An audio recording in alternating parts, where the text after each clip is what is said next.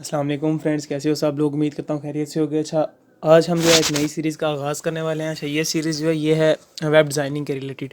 अच्छा, web designing आजकल हर बंदा चाहता है कि वो अपनी वेबसाइट वगैरह बनाए, खुद बना ले। वैसे तो वेबसाइट बनाने के बहुत सारे चार्जेस पे करने पड़ते हैं।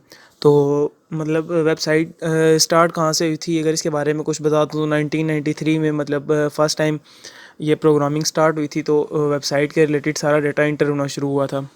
अच्छा, जो वेबसाइट है बेसिकली जो वो लिखी जाती है वो HTML, CSS, जावास्क्रिप्ट, PHP में लिखी जाती है। बेसिकली जो पुरानी लैंग्वेज थी वो जावास्क्रिप्ट, HTML5, CSS3 और ये सारी लैंग्वेजेस थी। पर हम जो है वो HTML में काम करेंगे, थोड़ा सा स्टार्ट करेंगे HTML से। तो आज हमारी जो फर्स्ट क्लास है, तो अगर आप चाहते हैं कि आप भी वेबसाइट के रिलेटेड मतलब सारी इन्फॉर्मेशन ले सकें, प्रॉपर समझ सकें, तो आपको ये जितने भी ट्यूटोरियल आएंगे वेबसाइट के रिलेटेड वो सारे देखने पड़ेंगे, ताकि आप प्रॉपर अपनी एक वेबसाइट, अच्छी सी वेबसाइट एक बना सकें। तो शुरू करते हैं। आज सबसे पहले वेबसाइट का जो देखते हैं कि मेन थीम किस तरह बनाना है।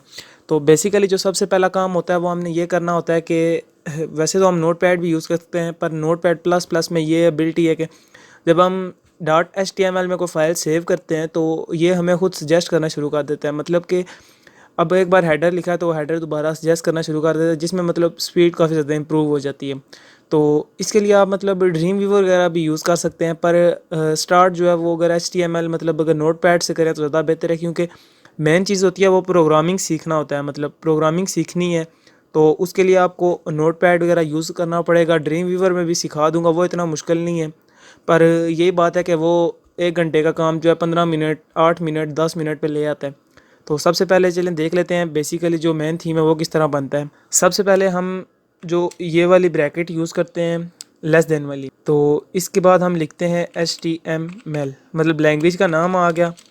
इसके बाद जो है हमारा हेडर होता है, हेड होता है। इसके बाद अगर हेड में आपने कोई और चीज़ ऐड करनी है, मैं टाइटल ऐड कर लेता हूँ।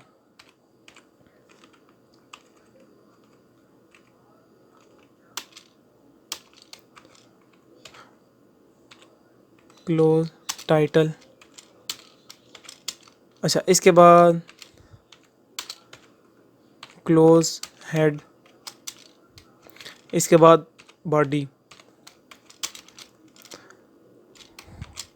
अब हमारा जो मेन कंसेप्ट है ना सारा, वो बॉडी के अंदर है। मतलब बॉडी के अंदर हम जो लिखते हैं सारा कुछ वो,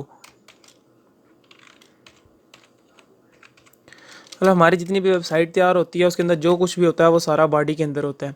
मैं यहाँ पे किसी भी जगह मतलब अपनी ये फ़ाइल सेव करूँगा, वहाँ मैं डेस्कटॉप एक न्यू फोल्डर बना लेता हूँ, फर्स्ट क्लास। तो यहाँ पे मैं इसका नाम रख लेता हूँ Part 1। और आपने .html मस्ट लिखना है, ठीक है। .html सेव कर दी फाइल। अच्छा, ये हमारी, अब आपने देखा है सेव करने के बाद कुछ चेंज हो गया थोड़ा सा। तो मैं ज़रा एक बार चेक कर लेता हूँ इसको रन करके। वैसे तो अभी हमने कोई काम किया नहीं है, पर ये रन होके हमारे सामने शो हो जाएगा कि हमने कुछ लिखा। ये हमारे पास एक खाली पेज आ गया और ये ऊपर Part 1 फाइल का नाम लिखा आ गया। अच्छा, इसके बाद टाइटल में हम जो चीज़ लिखते हैं वो हमारे टॉप अप पे लिखा आता है, मतलब कि इस जगह पे हमारा वो लिखा आता है। अभी तो फाइल नेम था इस वजह से आ गया। यहाँ पे हम लिख लेते हैं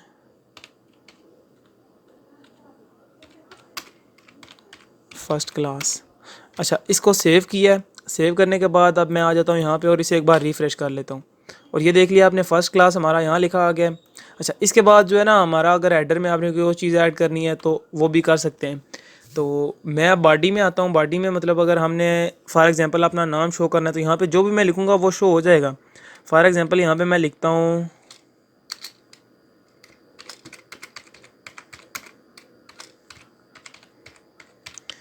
अच्छा ये मैंने लिख दिया यहाँ पे। अब मैंने इसे कर लिया सेव। अगर अब मैं आता हूँ अपनी वेबसाइट के पेज पे, यहाँ पे मैं इसे रिफ़्रेश करता हूँ तो ये हो गया। अच्छा, आप सोच रहे होंगे वेबसाइट पे कैसा है। यहाँ से रन पे आके आपने क्रोम पे आना है, या अगर क्रोम नहीं इंस्टॉल तो आपने फायरफॉक्स या इंटरनेट एक्सप्लोरर कोई भी जो पड़ा हुआ है वहाँ पे आप कर सकते हैं। अच्छा, अब ये तो हमने कर लिया टेक्स्ट ऐड। मतलब कि फ़र्स्ट क्लास में ये था कि हमने अपना मतलब नाम वगैरह अगर ऐड करना है तो वो किस तरह करना है। यहाँ पे अगर हमने अली हमज़ा हमज़ा तमास, मतलब कि यहाँ जो भी हमने नाम लिखने हैं इसके बाद आपने एक बार कंट्रोल एस करना है और आपने वापस ब्राउज़र में आकर एक बार रिफ़्रेश करना है। तो ये आपका सारा कुछ इंटर हो गया। अब आप यहाँ देख रहे होंगे कि यहाँ पे मतलब डिफरेंट लाइंस में और यहाँ पे एक ही लाइन पे। अच्छा, अगर आपने लाइन ब्रेक करनी हो तो आपने यही स्लैश यूज़ करनी है और यहाँ पे लिखना है BR और इसे क्लोज़ कर देना है। अब हम सेव करते हैं और वापस ब्राउज़र में आकर देखते हैं तो ये आपने देखा कि हमारा एक लाइन जो थी वो ब्रेक हो गई है। अच्छा, इसके बाद अगर टेक्स्ट को आपने बोल्ड करना है या आपने टेक्स्ट को थोड़ा साइज़ में बड़ा करना है तो H1 का टैग आप यूज़ कर सकते हैं इसके लिए। अच्छा, क्लोज़ H1 क्लोज़ कर लिया और इसे एक बार सेव कर लिया। सेव करने के बाद आपने रिफ़्रेश किया तो बाकी टेक्स्ट की निस्बत ये टेक्स्ट थोड़ा हमारा ज़्यादा बड़ा था। अच्छा, इसके बाद अगर आप डिफरेंट एट्रीब्यूट में जाते हैं तो हम देख लेते हैं जी, डिफरेंट टैग अप्लाई कर लेते हैं ना। यहाँ पे हम कर लेते हैं H2 और यहाँ पे हम H2 क्लोज़ कर लेते हैं और देखते हैं कि H1 और H2 में कितना डिफरेंस है। अच्छा, क्लोज़ टैग करने के लिए ये स्लैश मस्ट है क्योंकि जब आप कोडिंग करते हैं तो आपको केस केडिंग का सारा ध्यान रखना पड़ता है क्योंकि वेबसाइट में जो होता है मेकिंग के में कि सबसे इम्पोर्टेंट चीज़ यही होती है कि आपने कॉमेज स्लैश और डिजिट्स जो बड़े छोटे हैं उन सब का ध्यान रखना होता है और ये हमारा हो गया।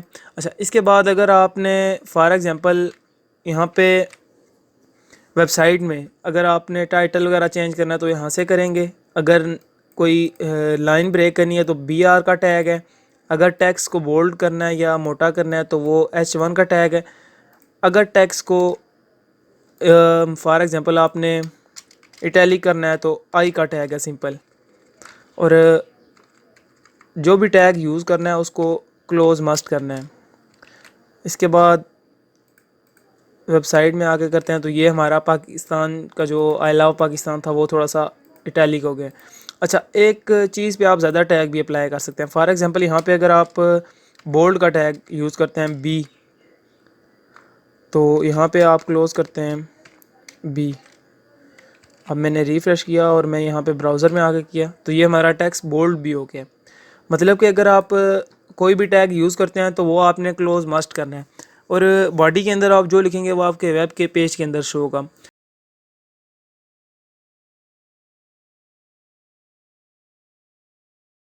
अच्छा, इसके बाद नेक्स्ट स्टेप मतलब आज की जो क्लास का फाइनल स्टेप है बहुत गौर से आपने देखना है और समझना भी है कि अगर आपने अपनी वेबसाइट में अपनी पिक्चर ऐड करनी है तो वो किस तरह करनी है।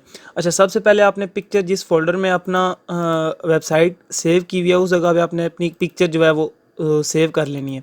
अच्छा, पिक्चर ये मैंने सेव की है इस जगह पे और इसका नाम अपनी मर्ज़ी से कुछ भी रख लेना है और नाम उसका मस्ट याद रखना है और फाइल में आके एक बार प्रॉपर्टीज़ में आके इसका यहाँ से देख लेना है कि फ़ाइल टाइप कौन सी है। इसके बाद आप जब Notepad++ में आएंगे तो यहाँ पे आपने टैग यूज़ करना है, वो करना है IMGSRC। ठीक है, इसके बाद इज़ इक्वल टू का निशान आएगा और डबल कोटेशन कॉमा जो है डबल कॉमा जिसे कह सकते हैं हम वो यूज़ करना है। या अगर सिंगल भी यूज़ करते हैं तो इसमें हम लिख सकते हैं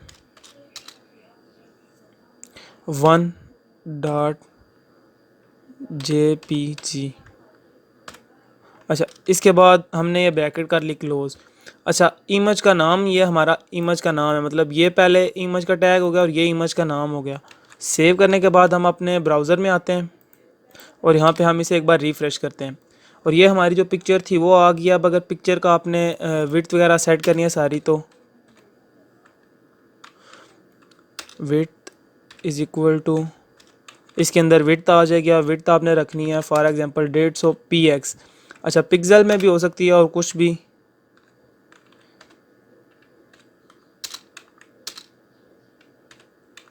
हाइट इज़ इक्वल टू यहाँ इसे भी 150 रख लेते हैं